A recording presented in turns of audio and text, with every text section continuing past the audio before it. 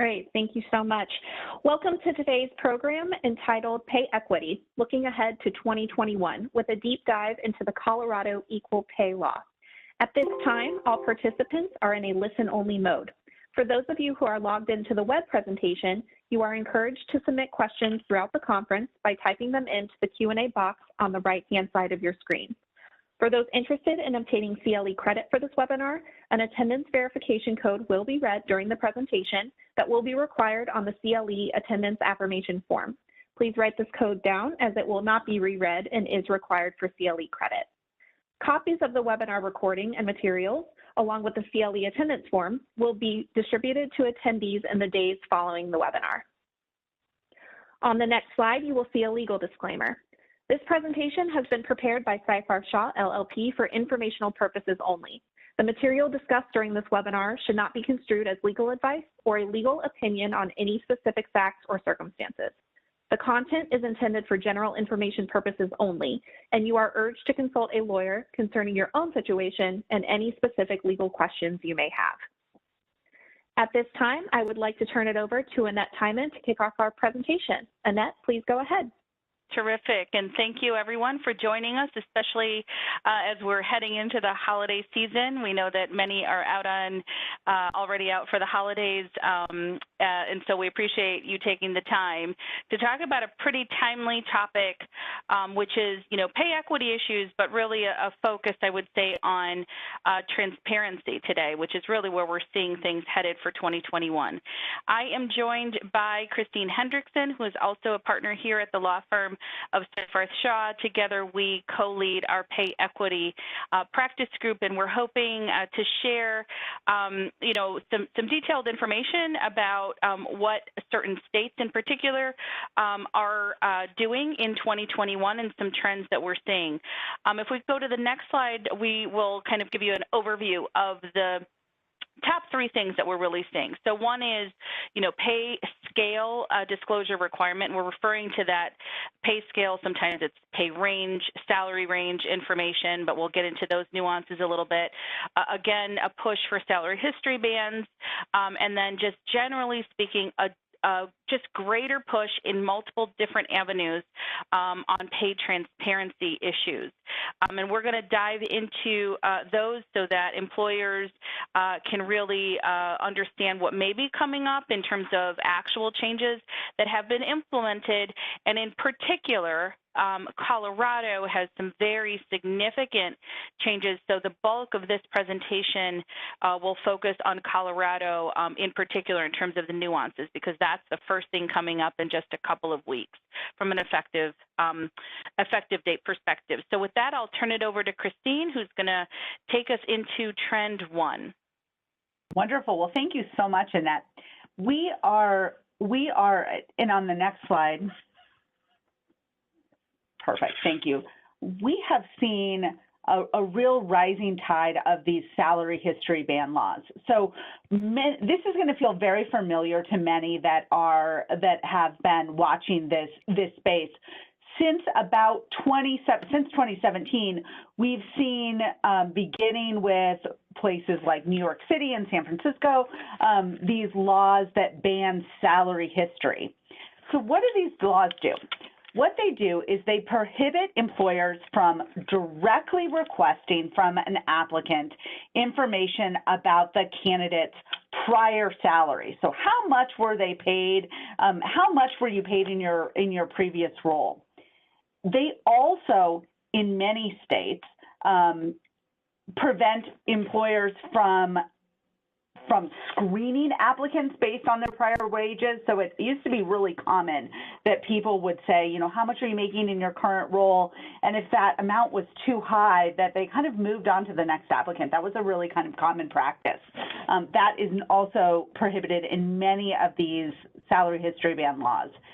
You're also prohibited in some of them from utilizing information to set new higher pay.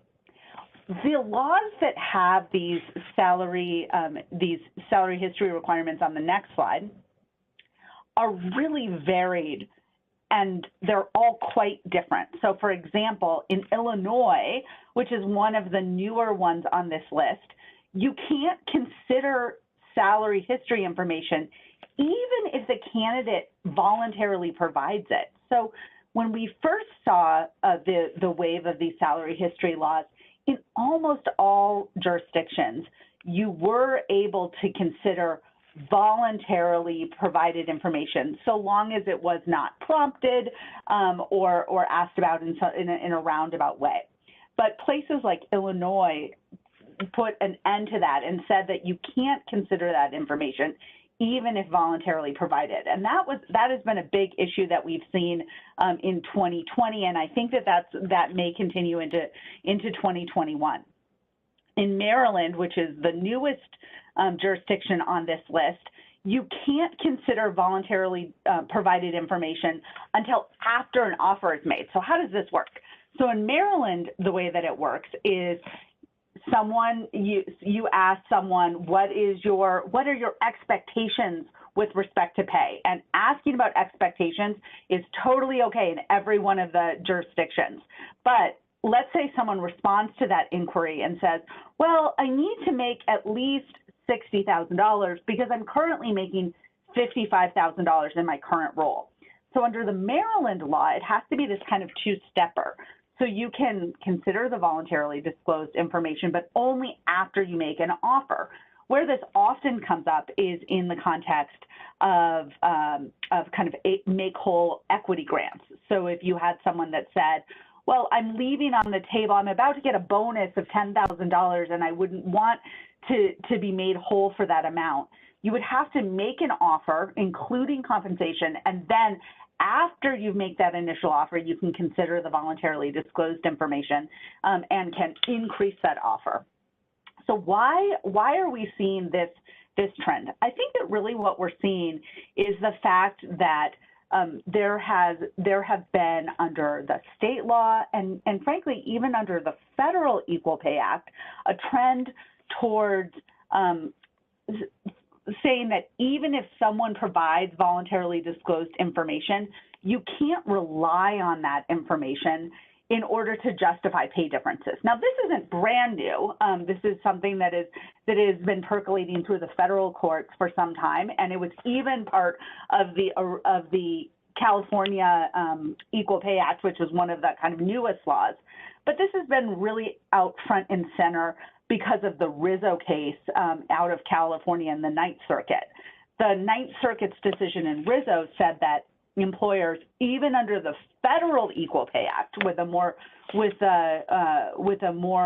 employer-friendly standards, says that you cannot consider or rely upon prior salary to justify differences in pay. And so the idea is that what we're seeing for these jurisdictions like Maryland, they're trying to tease that out to identify kind of how much of the offer was based on the fact that someone had certain expectations or because they had certain qualifications, and how much of that pay difference is attributable to these differences in salary history. I think that is what's kind of behind that. Now, the Ninth Circuit's decision in Rizzo adds to a growing split among the courts of appeals. So the Seventh Circuit came to the opposite conclusion of the Rizzo court in the Lauderdale case. So in that case, the Seventh Circuit said that prior decisions that had consistently held that a difference in pay can be based on things like how much someone made, that was considered to be a legitimate factor other than sex under the Federal Equal Pay Act. So the Seventh Circuit said that because that pay disparity was created in reliance of prior salary, that's not a violation of the Equal Pay Act unless sex discrimination led to the lower wages. So it had a more onerous standard. The Eighth Circuit followed that same line of reasoning but they're not the other ones. Other circuits have held differently. So the 11th Circuit in Irby held that while an employer may not overcome the burden of proof on the affirmative defense of a relying on any other factor other than sex by resting on prior pay alone, there's no prohibition on utilizing prior pay as part of a mixed motive. such as prior pay and more experience, or the fact that prior pay may reflect a certain level of seniority or experience. So we are seeing kind of two trends in one on this salary history band. The first one is this number of jurisdictions that have prohibited employers from asking about and in many cases relying on salary history in impacting pay. And then we've seen this kind of crosswind on the fact that even if you are able to rely on it, so if you're not in a jurisdiction, one of these states or territories or city and county that has a salary history band law, the idea is that even then you may not be able to justify differences in pay because of differences, because of someone's prior salary, even if that information is voluntarily disclosed.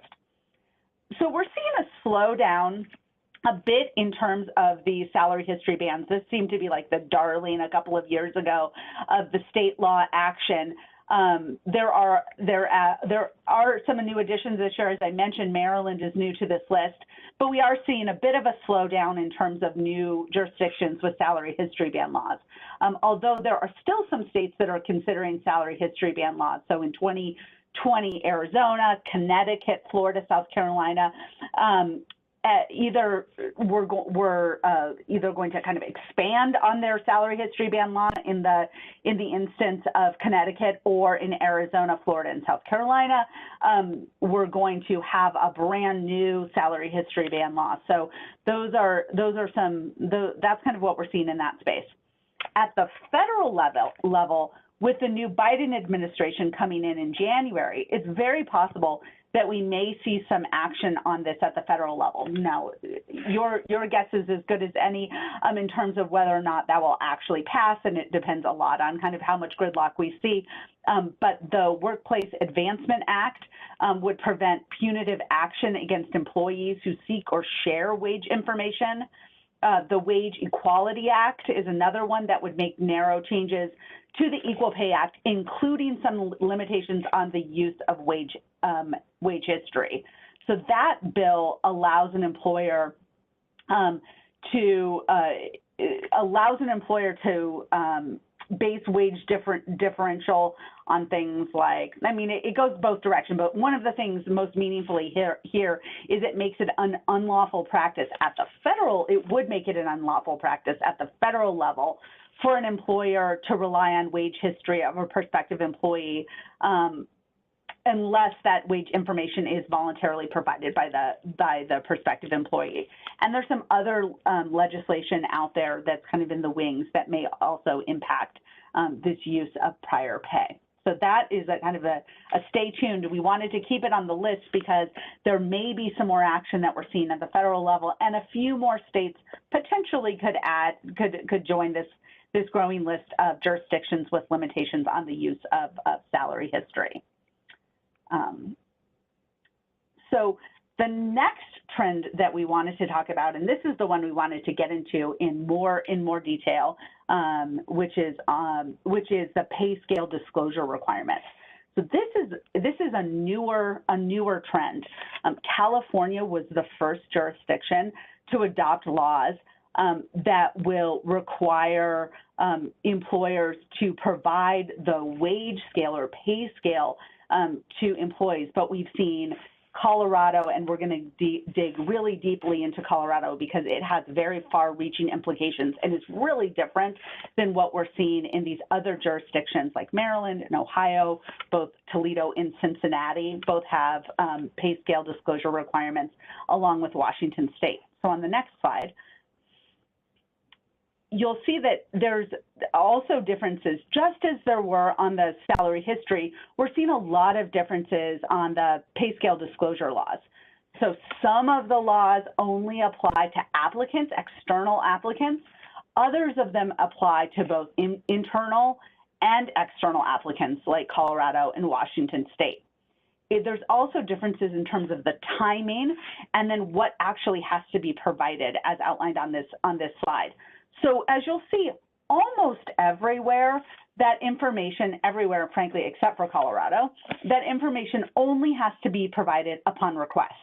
So if someone asks, I'm interested in this role, can you provide me the salary history information for this role or the pay scale for this role? In California and in Maryland and then both cities in Ohio and then in Washington State, it's only that you can ask for it upon request. And then you can only get kind of limited amounts of information, and there's different timing. Now, Colorado is a really different animal from what we're seeing in California, Maryland, in Ohio, or in Washington State. And so I'm going to turn this over to Annette to lead us through and walk us through all of the changes that we're seeing within Colorado. Okay, great. Thanks so much for that summary. And let's just take a little bit of time here and dive into Colorado, because we certainly have been, there's a lot of questions that are coming up. We've been watching the guidance that the Colorado Department of Labor has provided. So if we can go ahead and advance to the next couple of slides, we can get started with our deep dive. So as I'm sure you are aware, in Colorado, there's the Equal Pay Act that prohibits employers from discriminating on the basis of sex, and the standard that they use is paying less for substantially similar work. We've seen that language change quite a bit over the years for various state laws. What's new about the law is that effective January 1, there is going to be two additional components that are coming in. The first is it requires an announcement of open opportunities. They're referring to them as promotional opportunities. And the announcements are supposed to be made available to your workers in Colorado, right? And we'll get into the broad nature of that request, but it will require an announcement of the opening. It also, for certain positions, it's going to require the pay information specifically to be provided. So on the trend that we're seeing with regard to pay transparency and pay scale information, there's additional requirements around not just providing information about an opportunity that's out there, but also for certain jobs, providing the pay as well. One of the questions that has come up is, what happens to jobs that you might currently have available as this law is coming into effect, or these portions of the law are coming into effect January 1, 2021. So if you have a current posting that extends past January 1, the department isn't going to deem that to be a 2021 posting as long as that position is filled or taken down, not completed in January of 2021. If that position is still open on February 1, 2021, then the requirements that we're talking about here, for example, if you have to have a pay information included or disclosed, that will need to be provided on the announcement. So let's go ahead and go to the next slide, and I want to make sure that everyone is aware that obviously we've got the bill itself, or the law itself, the Colorado Equal Pay Act, and there's two sections that have been added, which brings us to the pay transparency rules. So the two pieces that we're going to be focused on today are the announcement and the pay posting requirements as well. So the rules clarify the information that was in the Act, and there were two additional documents that provide the director of the Department of Labor there in Colorado the statement of basis, purpose, and the authority and findings. There's a lot of detailed information about each section. It talks about the comments that they received and whether they accepted or rejected them and the reasons why. So very similar to what you'd see on the federal side, the rulemaking. It provides helpful context and clarity around at least how the DOL there in Colorado is viewing the requirements And then just on Friday, I believe, there was an additional interpretive notice and formal opinion that also goes and further clarifies some of the requirements as well. So just if you're looking and examining the law and the scope and how to implement it, there is a lot of information out there, including examples, and we're going to do our best to summarize some of those here. So if we go to the next slide, we're going to talk about what needs to be disclosed. And if you get this basic framework in mind, then it'll help sort of answer the questions, because this particular law, it's sort of, you can kind of get in the weeds, is it a job in the state, out of the state? Does it apply to remote workers or not? So those are the kinds of questions. So if you first think about at a high level, where is the job, okay? So the job is in Colorado, and it also covers remote jobs that could be performed in Colorado, which is obviously a very important distinction this year of any other years because of the pandemic, and so there's so much more remote work that we're seeing, and sort of questions that are coming up, and I know that many employers are thinking about expanding on a more permanent basis this idea of remote work because it's been done. There's a lot of implications with that, but it raises very unique issues now, because when you think about all the jobs that could be performed remote, from Colorado, but it's a remote job, then it raises concerns under the Colorado, or certain obligations under the Colorado changes. So the first thing you would have to do if the job is either in Colorado or it's a remote job that could be performed in Colorado is it requires a notice, essentially, of the promotional opportunity. Okay, and it is also going to require this, what we're referring to as compensation information, a disclosure. So that pay scale, and Christine's going to talk a little bit more about the comp ranges. But if you've got any job actually in Colorado or remote jobs that could be performed in Colorado, both requirements will apply, the notice of the opportunity as well as the comp. And then we look at jobs outside of Colorado. Okay, so these are jobs where the work cannot be done in Colorado, and then you go down to the point of, are you an employer that has employees in Colorado? Okay, if you do, then notice of the promotional opportunity needs to be provided as to the Colorado employees. And I want to make sure that that piece is clear, because we're not saying, and the bill is not saying, that you have to provide notice of those opportunities everywhere, although from a practical perspective, if you're making that posting or you're making an announcement of a particular opportunity, the way many systems work, it's going to end up being visible to everybody. So, but the Colorado requirement really is to notify Colorado workers, okay, of the requirement.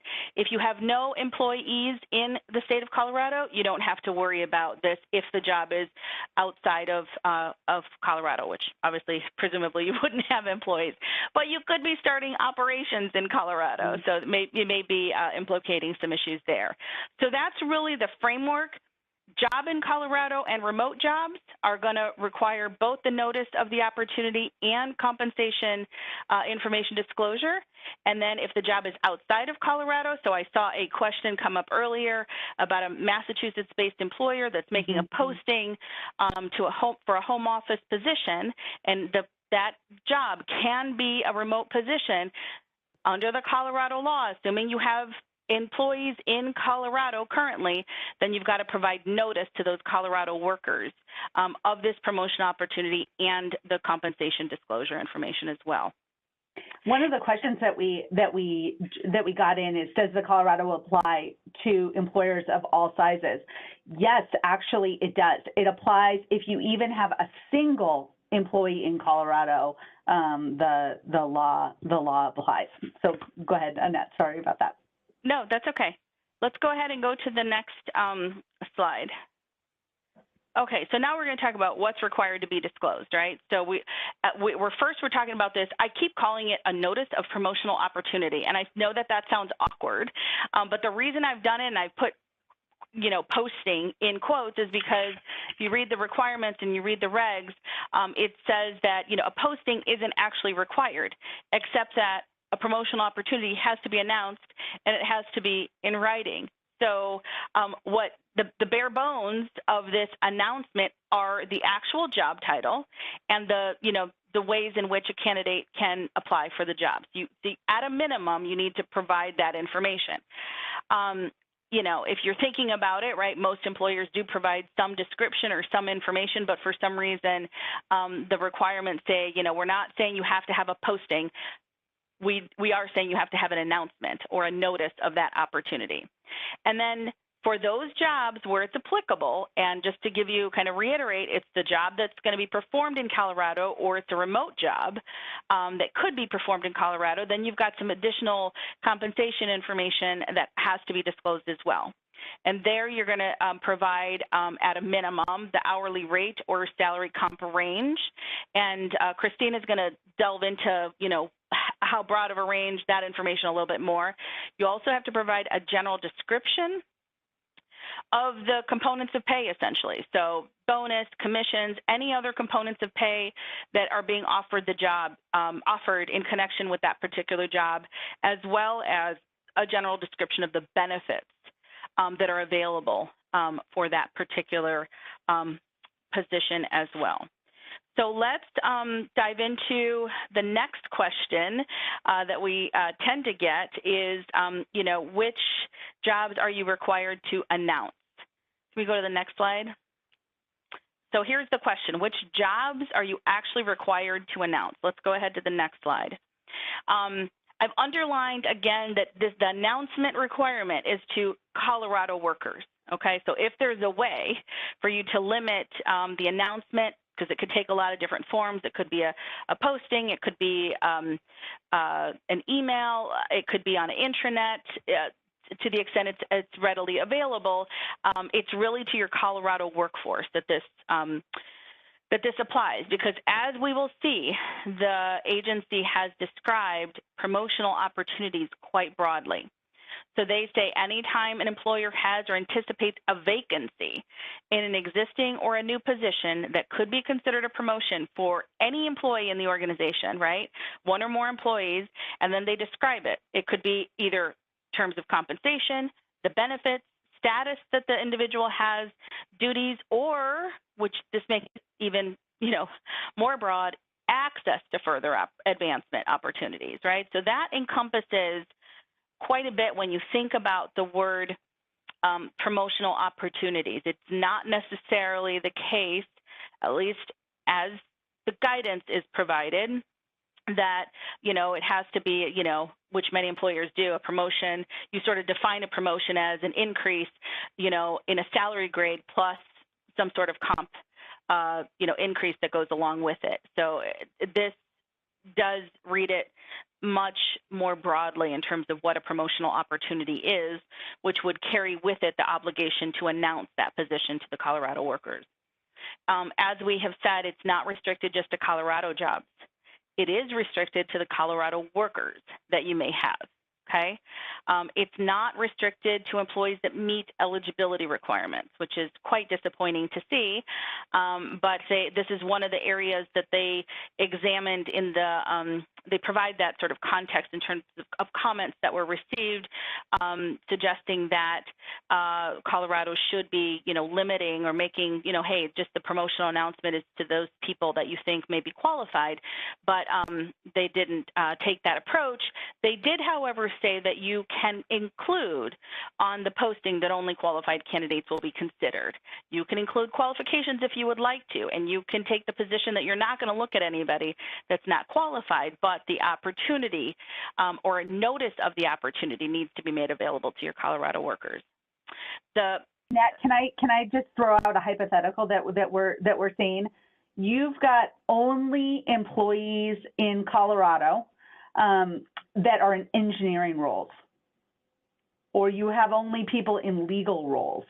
Does that mean that you have to post the jobs in in your in a manufacturing role, or in a a higher level manufacturing role, or in HR that engineers may not be interested in? According to the guidance that's out there, yes, it applies to all positions, regardless of qualifications. And it also includes, the difficulty is it also includes those inline promotions, non-competitive promotions, career progression type postings, or positions. So if you're taking someone from a level 1 to a level 2, it's non-competitive. Those are also included. And let's go to the next slide, because I want to spend a little bit more time diving into that, because the definition, if you notice, the word vacancy, I actually had it underlined. I meant to highlight that, but right, it refers to a job vacancy, right? So initially, when I was looking at it, I thought, well, a vacancy suggests that a job has to be open. There's something that's not filled, and in a career progression type of role, that's not really the case. But if we go to the next slide, the guidance that was just issued on Friday, or the additional formal opinion letter, does provide additional detail around what is considered a vacancy, and they sort of redefine it to mean promotional opportunity. So if you'll look at it, right, you'll see it's a superior to one job, and it's all the same definitions, right, in the terms of compensation, benefits, status, duties, opportunities, and advancement, and for further advancement. So all of that remains the case. It's the same definition that we saw on the promotional side. So it's quite broad in terms of what a vacancy is. They provide examples and say it's going to cover your new roles. If you're filling a replacement position, it's also including those. It's also covering lateral job moves, because it is considered a promotional opportunity as to a person, for example, as well as inline promotions. And the next slide gives us a couple of examples, well, 3 examples, which I'll share with you here. So you've got an employer that has a vacancy for a customer service representative position. Pay is not necessarily higher for all administrative assistant positions, but some jobs are paid more. So according to the guidance that was provided, that would be considered a promotional opportunity that needs to be posted for administrative assistants. Because it's an opportunity that someone could be promoted into, or could end up being subject to advancement as a result of taking that new job. If you plan to restructure and to give an employee a supervisory role without any pay increase, that would also be considered a promotional opportunity. Under the guidance that has been provided. And as well, if you have an entry-level vacancy, so this is, talk about making it broad, because they originally had said that, if it's considered a promotion for at least one person, then it's considered a promotional opportunity, right? So even lower level positions, but the idea that an entry-level role, right, isn't a promotional opportunity for anybody, so those probably don't have to be posted as a promotional opportunity, right? Sort of makes sense there. But they clarified that if you have an entry-level vacancy and you have tiered promotional tracks, even if it's, just based on seniority and satisfactory performance, because you've got those promotional track opportunities and advancement in the same entry-level jobs, you're not really changing the position. You're just adding a 1 or a 2 on that. It would be considered a promotional opportunity for employees in other divisions. So it is also a job, as an example, that also needs to be posted as well. So let's talk about when and how the opportunities need to be provided. If we hit the next couple of slides, we'll get to the slide that really gets into it. So as I mentioned already, it's got to be in writing. So it doesn't have to be, quote unquote, posted, but it does need to be in writing. It does need to be in a method that reaches all your Colorado workers. So if you use the intranet, you can have it done there. If you have, job kiosks that are available to employees, you can have it available, or those announcements made in that in that realm. You can also use emails was another approach, and you might have to use a combination as well. You can provide or combine multiple promotions into one notice, but as Christine will talk about, if you have multiple jobs in one notice, the pay you can't sort of lump all the pay and just provide one big pay range, right? So you're going to have to provide some detailed information. In terms of timing, this has also been a question. It has to be provided to all employees on the same day.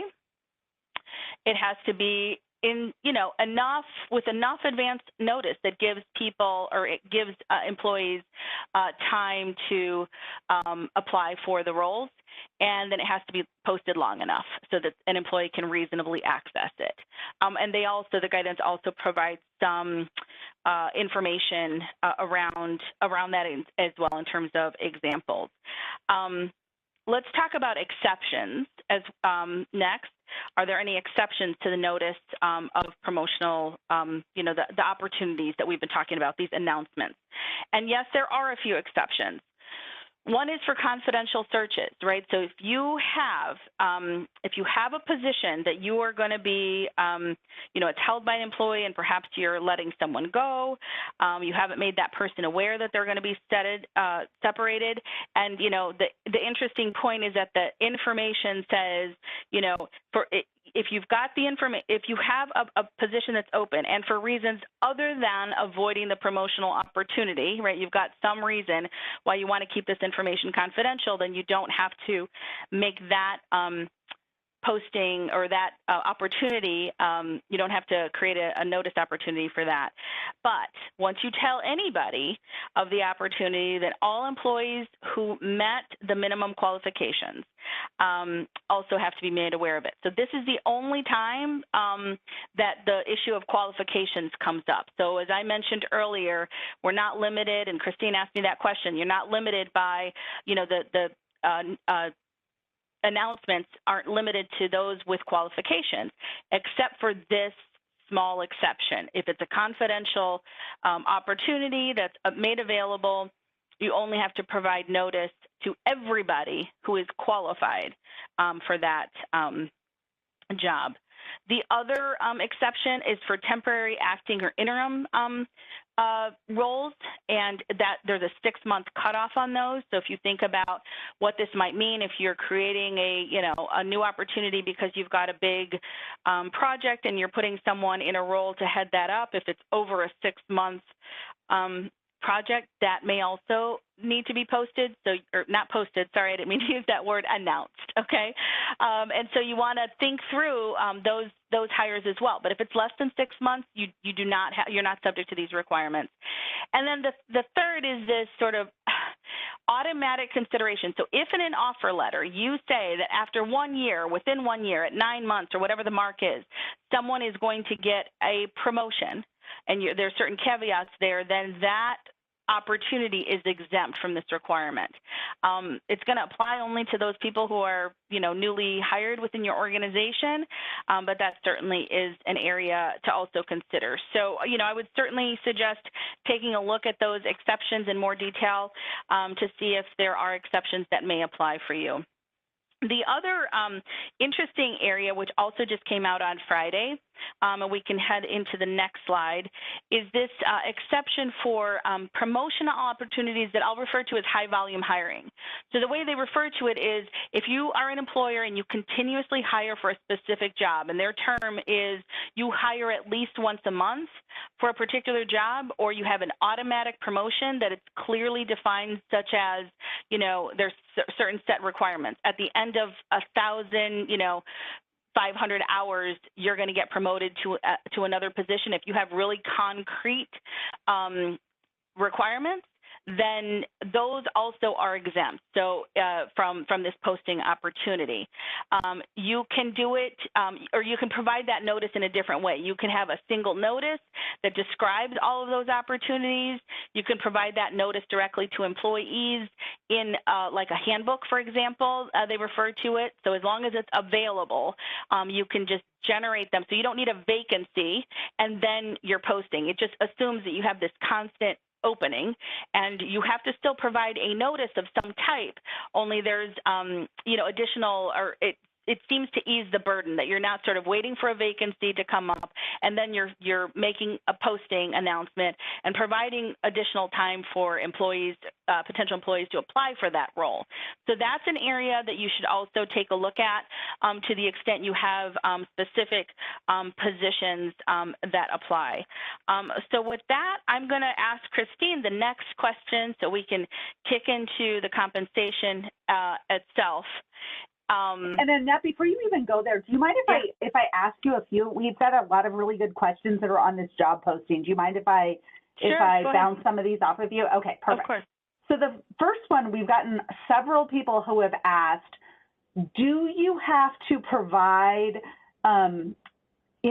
information about promotional opportunities that are outside of Colorado to employees that are in Colorado? So the hypothetical is this: you've got an employee in Colorado, there's a role that's sitting in California or in Massachusetts or in Texas. Do you have to make employees in Colorado aware of those promotional opportunities? Yes. If it is a job that's outside of Colorado, you do need to make that opportunity available to just the Colorado workers. If it is a remote role or a job that can be performed remotely, you also have to provide the compensation. And then information. Okay, perfect. So so we've got a job that's in Colorado. You need to provide the compensation information, which we'll get into in just a second, along with the other things. If the job is outside of Colorado, you have to make the Colorado employees aware of them, but you don't have to include the compensation information. That's right. And then how about another set of questions that we've gotten is, how about worldwide opportunities? Do you have to make employees that are sitting and I know this is one that you don't, that no one knows the answer to, but do you have to make employees that are sitting in Colorado aware of jobs that are in Canada or in France? I would say you should talk to your legal counsel about that.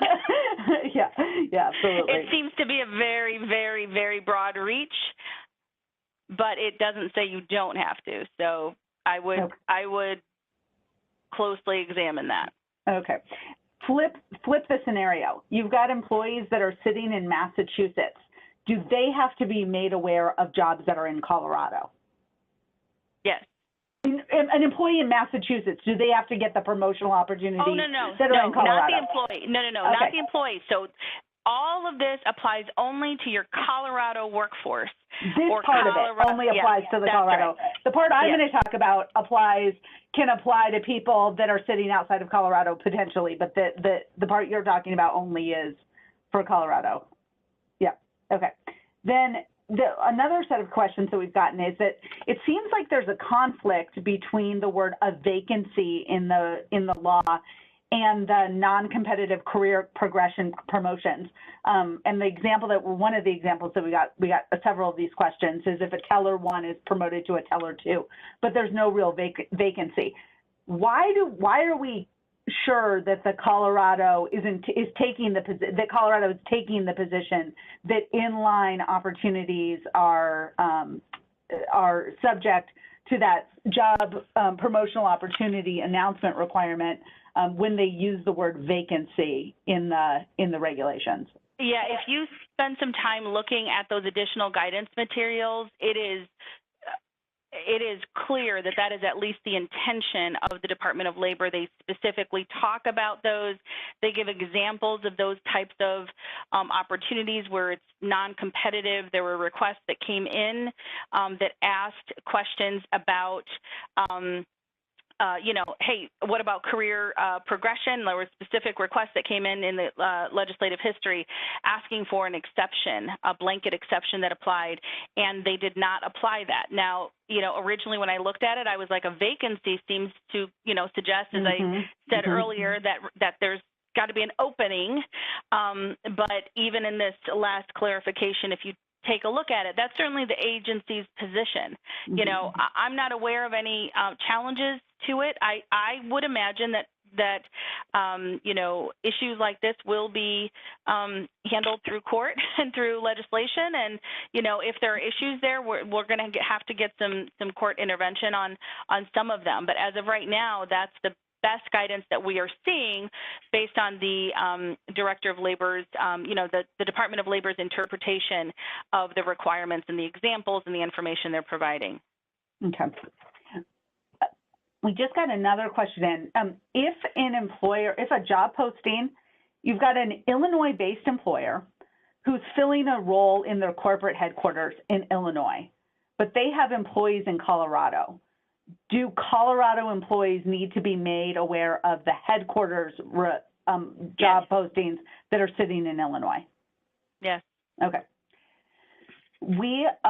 If we post jobs on an intranet site and all Colorado employees have access, and they include the information that you outlined, so the job title, how to apply, does that meet the notice requirement? I believe it would, as long as everybody knows how to access that information. And to the extent any of those roles need to have the posting requirement as well, then you might have to add that in there as well. So that information would be available. It's only required to be made available to the Colorado workforce, but you know, if you're relying on the intranet to do so, it would be covered there. It would be captured there. Yeah. Okay. A title change to senior that's only dependent on length of service. So someone moves from an accountant to, this often happens in operative roles. So like an operative to a senior operative that's only based on the length of service. Does that still need to be posted? So that one, I would have to get a little bit more. I would suggest that folks take a look at that exemption, that exception that's come up. It provides that nuanced information about whether it's a continuous position or it's an inline promotion that has a set requirement. So if it literally says after X time, you will be promoted. That's how that's how the example was provided and how the information was provided. There may be a way to provide that information in a different way. So I think the idea is, like, if you were to list a bunch of jobs that said these are the inline progressions, that might be workable. But that's an area that I would encourage folks to take a deeper look at that particular language that's in that guidance. Okay. Here's another one. We've gotten just a huge number of questions. Thank you so much. I know you're living Annette and I's last several weeks as we've just been gnashing through all of this. And every time we get new guidance, it gets more and more kind of onerous. But at any rate, okay. So this is the new one. Do vacancies that you've identified a successor for the role?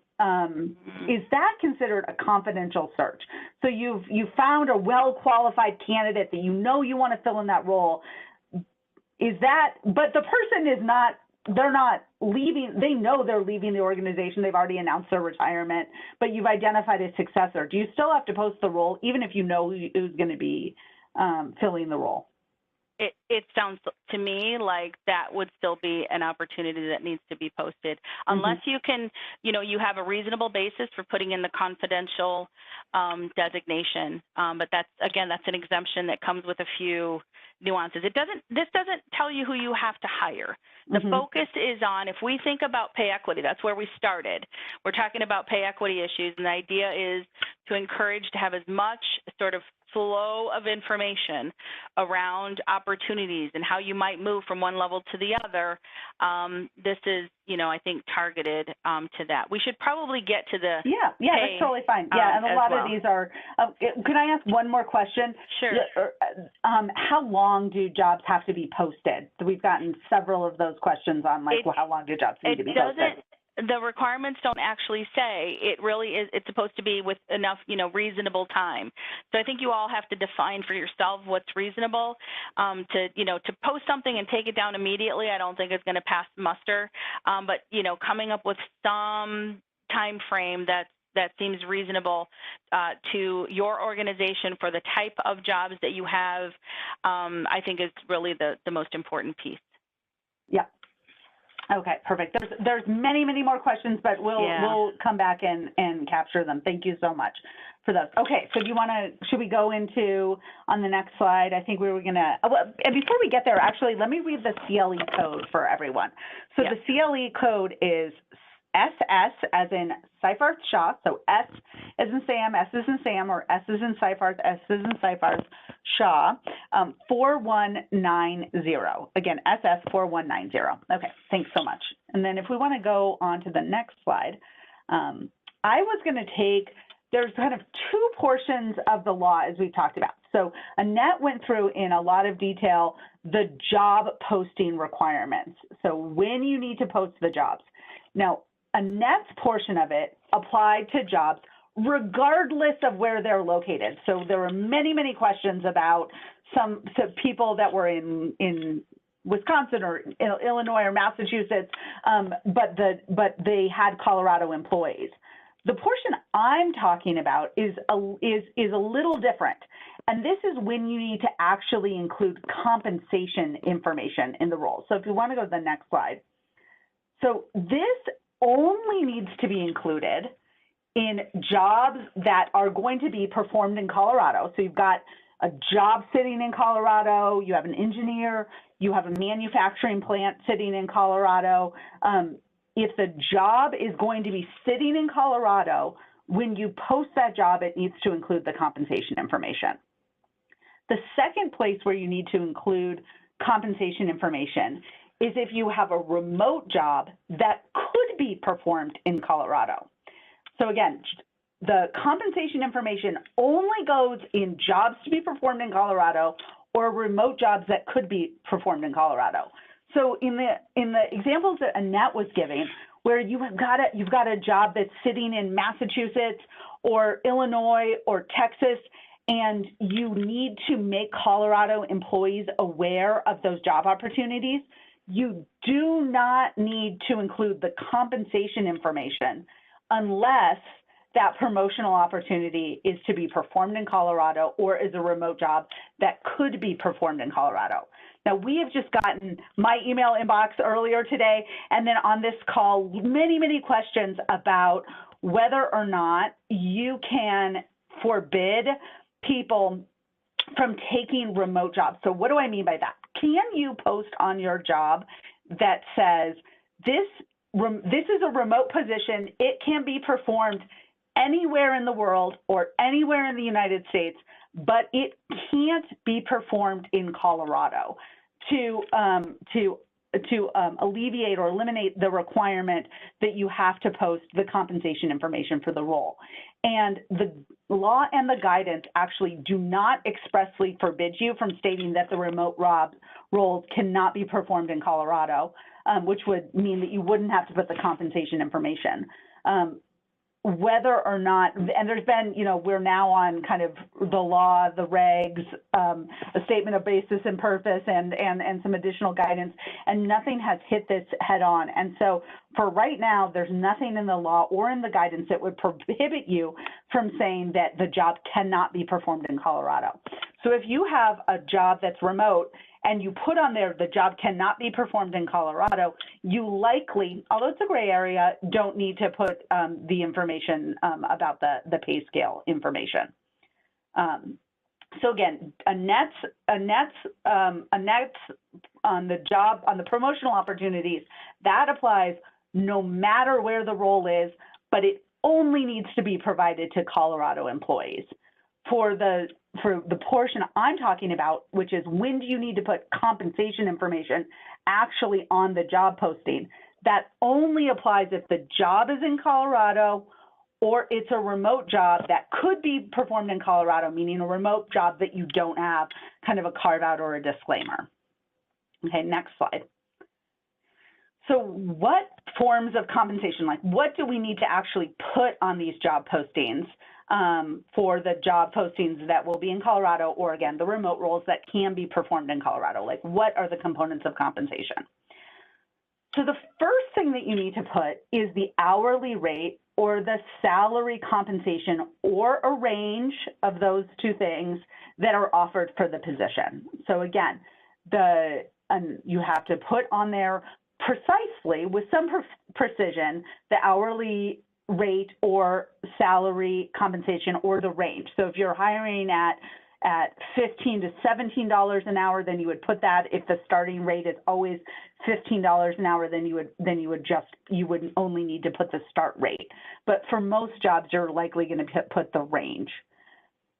Then you need to, in addition to having the hourly rate or the range, you also have to provide a general description of any bonuses, commissions, or other forms of compensation that are being offered for the job. So you need to alert people that they are eligible for bonuses or commissions. Now, you may have seen when the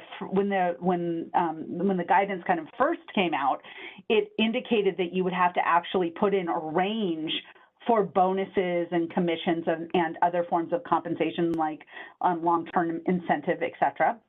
But that actually was walked back in the final guidance. You just have to provide a general description. You also need only provide a general description of benefits that are offered. So sick, healthcare, retirement benefits, paid time off, parental leave, vacation benefits, things like if you have other kind of key components of your benefit package, all of that needs to be defined. You need to provide at least a general description. So you can say that the job comes with health insurance, but you don't need to detail the premium costs or the coverage specifics. It can still be at a pretty high level. You don't have to include every single benefit. Low value perks that are not reported for federal tax purposes are not required to be disclosed on the job description. And again, all of this that we're talking about right now, this only goes into jobs that are either going to be performed in Colorado or remote jobs that could be performed in Colorado. And on that, we have, it would apply both to if you're looking externally or internally, if you make a job posting, this needs to all be included. You have to also include it in terms of the notification to Colorado employees of promotional opportunities, but only for jobs that are going to be in Colorado. Okay, next slide. The compensation information can be incorporated by reference, so you don't need to, which is nice. This is kind of some nice guidance that Colorado had put together. You can hyperlink to a benefits page that outlines all of the benefits, or you can list multiple jobs on a single page that includes their compensation and their benefits, and that links to the application page for the job for each job. So you don't have to put it on every single job posting so long as you're incorporating that by reference.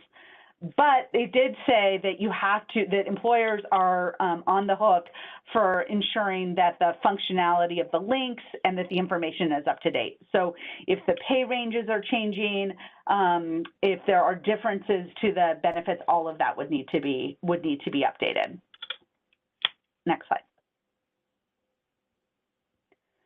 Okay, so what is a job range? And this is a question that we've gotten several of what is a job range, and does the full range for the job grade need to be posted? So do you have to provide the range of the lowest paid person to the highest paid person in the role? In the next slide. And the answer is, it's not totally clear in the regulations, but it's likely that the answer is no. So you should post a range from the lowest to the highest paid that you would in good faith believe that you would pay for a particular job, depending on the circumstances. So if it's that almost 99% of the time you're really hiring at the 25th percentile to the 50th, and you're not really hiring at that top end of the range, you don't necessarily need to put the entire range on the job posting. It has to be what you believe in good faith that you may pay for a particular job, again, depending on the circumstances. it also doesn't violate the law if you ultimately pay more or less than the posted range, but then you would have to demonstrate that it was based on a good faith and reasonable estimate of the possible compensation at the time of the job posting. So again, that gives you a little bit of of where they are. And the next slide. So what is considered to be a reasonable range? The Colorado Interpretive Notice and Formal Opinion, which just came out, which was just published, said that, and this was similar to what we saw in previous guidance, that you couldn't put the same range of $30,000 through $100,000 for a janitor and accountant jobs if you don't genuinely anticipate offering an accountant at the low end of that range or a janitor at the high end. This is important distinctions because a lot of employers have broad ranges by grade, and it may be that within that broad range for a grade, you pay engineers kind of at one portion of it, and you pay other employees at a different portion, even if they're on the same kind of grade scale. So the Colorado Interpretive Notice and Formal Opinion said that you would really need to genuinely anticipate that you would be paying kind of within that range. Likewise, it said that you can't post a range of 70 to 100 for a junior accountant where you pay senior accountants at the high end of that range. Unless you're posting a job for a kind of a general accountant, and you may actually fill that entire range. Now, this is more specific than the regulations seem to suggest that they would be. So again, seek legal counsel in terms of what makes sense. But we wanted to make you aware because this is some new or kind of at least more pulled out a little bit more than what we've seen, and it's and it's difficult to comply with. Christine, I'm going to jump in here because we're definitely over time. So let's just jump quickly because I do want folks to understand and we're going to provide all the information to you, but in terms of the penalties, just keep in mind that there is a 1-year statute of limitations period, and the penalties under this are fines of between $500 and $10,000 for each violation. We will be having, there's a third, final slide that we're going to talk about. I'm just going to take it in 2 minutes. Yeah, I'll just take it in 2 minutes if folks can stick on, and if you need to jump, we totally understand. So on the next slide, the third trend that we've seen is really a push towards greater transparency.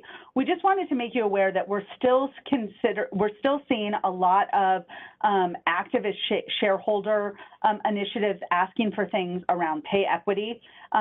So just be aware of that there's a lot going on.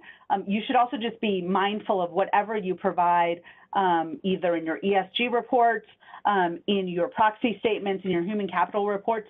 They can have implications from a security standpoint. So just be really careful in terms of what you're saying and what you're disclosing and looking at that. We're seeing, kind of more information and more requests from employees and from customers around pay equity.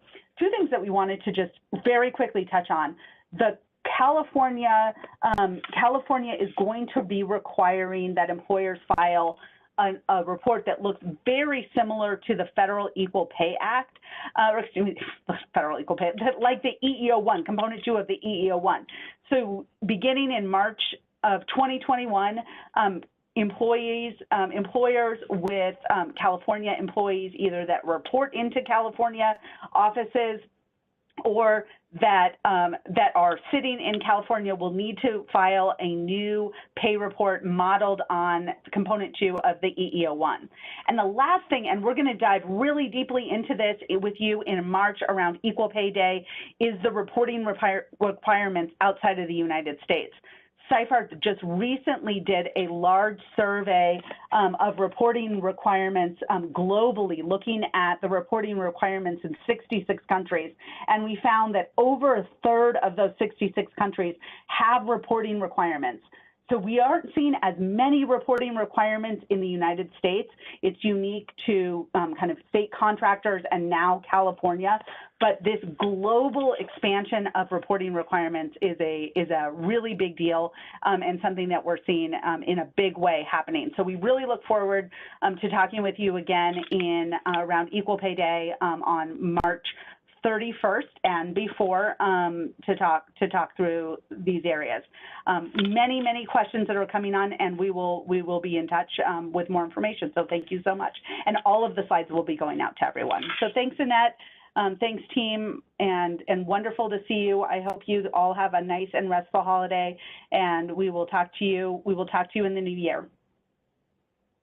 Any more information, please contact Annette or me or any member of our fantastic pay equity group. Our link there is there, and we will talk to you in 2021. Thanks so much for your time today, and we'll talk to you soon. This concludes today's webinar. Thank you for attending.